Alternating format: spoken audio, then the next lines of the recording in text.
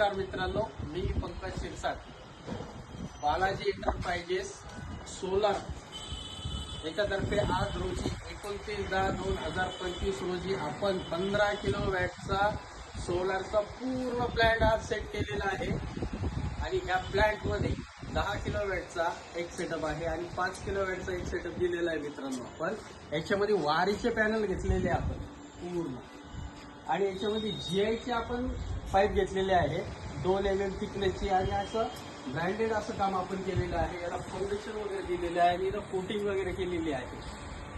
सर्व पाईप पण आपण ब्रँडेड यूज केलेले आहे. इथं ब्रँडेड असं पूर्ण काम केलेलं आहे. आणि ही आपली पूर्ण टीम आहे मित्रांनो.